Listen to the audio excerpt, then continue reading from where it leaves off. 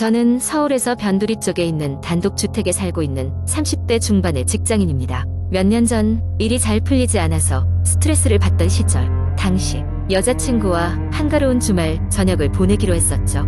밤이 되어가는 시각, 그녀와 함께 동네 근처에 있는 작은 산책로를 걷던 중이었습니다. 한적한 주택가에 위치한 그 산책로는 항상 사람들이 드물어서 조용하고 평화로운 분위기를 자아냈습니다. 처음에는 별다른 일이 없었습니다. 그러나 시간이 흐를수록 뭔가 이상해지기 시작했죠. 짙은 안개가 산책로에 내려앉았고 주변의 나무와 가로등들이 어둠 속에서 더욱 음산하게 보였습니다. 갑자기 여자친구가 손을 잡고 집에 갈까? 라고 말했을 때 저 또한 이 불길한 느낌을 떨칠 수 없었습니다. 우리는 서둘러 집으로 돌아가기로 결정했어요. 그러나 집으로 가는 길은 생각보다 평탄치 않았습니다. 평소에 항상 똑같은 길을 걷는데도 길을 잃은 것 같은 느낌이 들었죠. 자꾸만 똑같은 장소를 맴도는 것 같았습니다. 안개는 더욱 짙어졌고 풍경은 말할 수 없는 기괴함을 띠기 시작했습니다. 그러다 한적한 길가에 자리 잡은 오래돼 보이는 한 주택을 발견했어요. 우리는 아마 그 집에서 방향을 물어볼 수 있을 거라 생각했습니다. 주택의 대문은 반쯤 열려 있었고 우리는 주저하면서도 문 너머로 들어섰습니다. 하지만 문을 닫자마자 순간 우리 둘 모두 섬뜩한 느낌을 받았습니다. 안에서 들려오는 이상한 찝찝한 소리들과 찬바람이 등 뒤로 스쳐가는 듯한 느낌이 우리를 얼어붙게 만들었죠. 하지만 당신도 아시다시피 그런 순간에는 되돌아가기가 쉽지 않죠. 우리는 집주인을 찾아 모험을 시작했습니다. 첫 번째 방의 문을 열었을 때 방 안은 오래된 가구와 먼지 덮인 책들로 가득 차 있었습니다. 그러나 가장 이상했던 것은 벽 한가운데 걸려있는 검은 그림이었습니다. 그림 속에는 기괴하게 웃는 남자의 모습이 그려져 있었는데 그 미소는 마치 우리를 비웃는 듯 했습니다.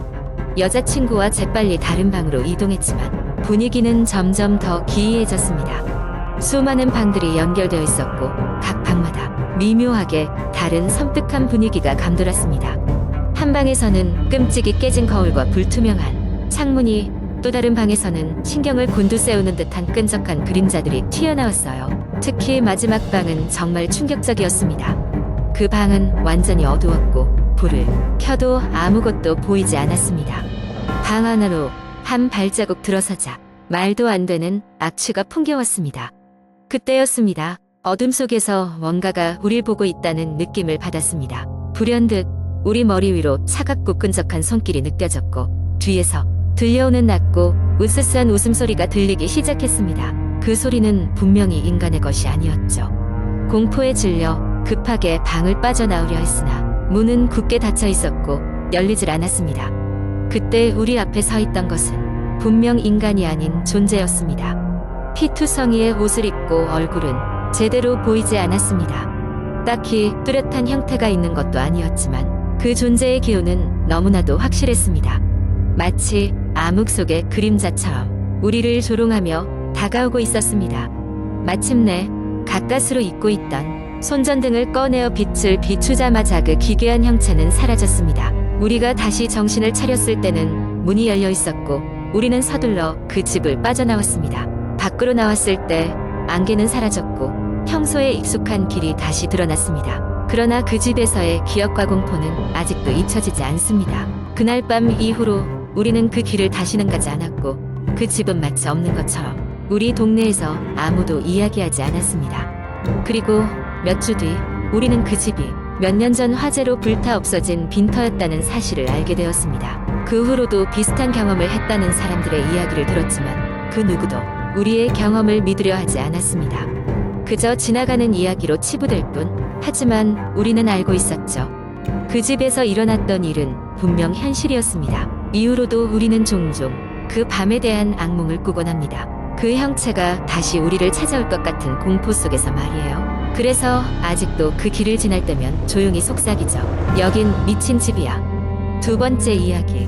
인터넷에서 종종 발견되는 한국의 공포썰은 대개 실제 사건이나 도시, 전설에 기반을 두고 있습니다. 이제 제가 전형적인 예시를 바탕으로 매우 길게 작성한 이야기를 들려드릴게요. 민지는 밤늦도록 회사에서 일하고 있었다.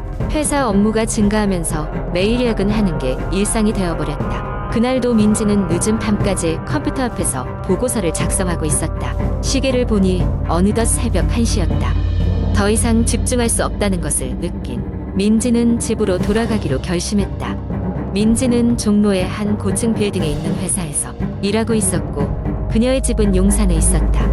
새벽 시간에는 지하철이 끊겨서 버스를 타야 했다. 급하게 짐을 챙기고 사무실을 나선 민지는 엘리베이터 버튼을 눌렀다.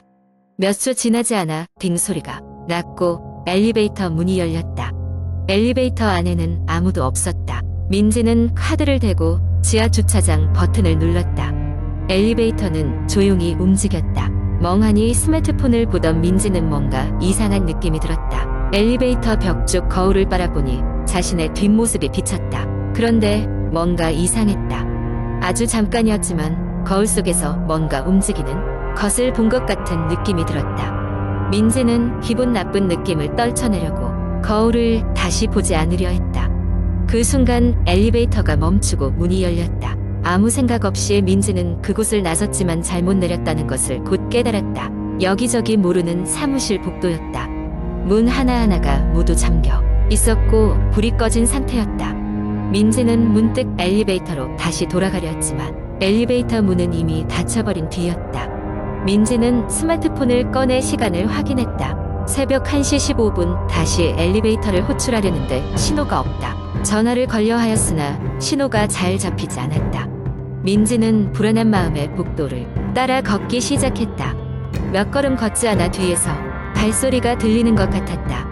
민지는 돌아보았지만 아무것도 없었다. 어둠 속에서 누군가 자신을 지켜보고 있는 듯한 느낌이 들었다. 그렇게 몇 분이나 지났을까? 민지는 드디어 엘리베이터 앞에 도달했다. 버튼을 누르자 엘리베이터 문이 열렸고 민지는 숨 가쁘게 엘리베이터 안으로 뛰어들었다. 하지만 이번엔 지하 주차장 버튼이 눌러지지 않았다. 대신 13층 버튼이 불이 들어왔다. 민지는 순간적으로 공포에 휩싸였다. 13층에는 아무도 없던지라 그곳에서 뭔가 잘못될 수 있다는 불길한 생각이 들었다. 엘리베이터는 13층에 도착했고 문이 열렸다. 민지는 문이 열리자마자 옆 계단으로 빠르게 이동했다. 어둠 속 계단을 따라 내려가며 그녀는 발소리에 민감해졌다. 갑자기 위쪽에서 누군가 내려오는 소리가 들리기 시작했다. 민자는 빠르게 계단을 내려가다 몇 층을 지나 낡은 문을 발견했다. 민지는 망설임 없이 문을 밀고 나갔다. 밖은 차가운 공기로 덮여 있었다. 그녀는 드디어 건물 밖으로 나왔다. 하지만 주변은 모두 깜깜하고 텅 빈 거리뿐이었다. 민지는 걸음을 재촉해 버스 정류장으로 향했다. 버스가 오기까지 약 10분의 시간이 있었다. 불안한 마음에 그녀는 주변을 두리번거렸다. 갑자기 어둠 속에서 누군가 다가오는 소리가 들렸다. 민지는 긴장 속에 다가오는 사람의 형체를 확인하였는데 그 사람은 회사 동료인 준석이었다. 이 시간이네. 여긴 어쩐 일이야? 민지가 묻자 준석은 이상하게도 아무 대답도 하지 않았다. 그의 얼굴은 하얗게 질려 있었고 눈은 불안감에 가득 차 있었다. 준석은 가만히 민지를 바라보다가 갑자기 가슴을 움켜쥐고 쓰러졌다. 민지는 깜짝 놀라 무작정 그를 흔들었지만 준석은 움직이지 않았다. 그녀는 바로 119에 전화를 걸었지만 신호가 가지 않았다. 어떻게 해야 할지 몰라 당황하던 민지는 다시 스마트폰을 꺼내 조명을 켜고 주위를 비추었다. 그 순간 민지는 자신들이 서 있는 곳이 병원 앞임을 깨달았다. 그 병원은 옛날부터 영혼이 자주 출몰한다는 소문이 돌던 곳이었다. 민지는 온몸이 얼어붙는 듯한 공포를 느끼며 준석을 끌고 병원으로 향했다. 병원 안은 내부 수리가 진행 중이라 매우 어지럽고 철거된 흔적들로 가득 찼다. 민지는 어둠 속에서 준석을 눕히고 병원 안 의사를 찾아 나섰다. 한참을 헤맨 끝에 민지는 간호사실을 발견했고 차갑게 식은 손으로 문을 열었다. 하지만 안에는 아무도 없었다. 민지는 도와주세요. 라고 외쳤다. 그 순간 뒤에서 느껴지는 차가운 기운에 민지는 몸을 돌렸다. 그곳엔 배기를 입은 오래된 간호사의 모습이 있었다. 간호사는 가만히 그녀를 바라보다가 입을 열었다. 내가 여기서 나갈 수 있을 거라고 생각하니? 민지는 간호사의 물음에 대답도 하지 못한 채 문득 현실로 돌아와 자신이 꿈을 꾸고 있음을 깨달았다. 땀에 젖어 침대에서 깨어난 그녀는 여전히 심장이 빠르게 뛰고 있는 것을 느꼈다. 전날 회사에서 겪었던 일들이 머릿속을 맴돌았다.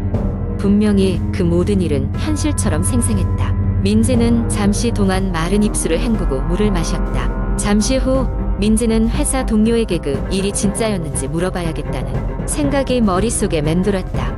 아침 출근길 그녀는 준석을 찾아갔다. 사무실에 들어서자마자 준석을 발견한 민지는 다가가 물었다. 준석아, 어제 그 병원에서 무슨 일 있었는지 기억나?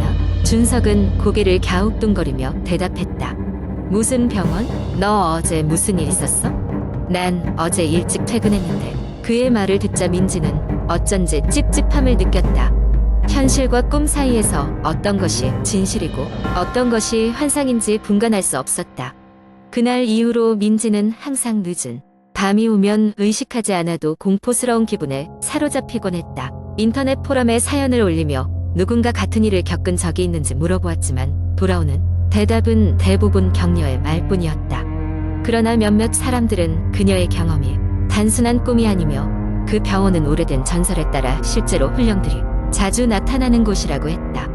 민지는 아직도 그런 꿈을 꾼 날이 올까 두려워하며 항상 출근 전에 엘리베이터 거울 속 자신의 뒷모습을 다시 한번 확인하곤 했다. 그날의 공포가 다시 찾아오지 않기를 바라면서 말이다. 세 번째 이야기. 오래전 나는 대학 시절에 겪었던 일을 아직도 잊지 못한다.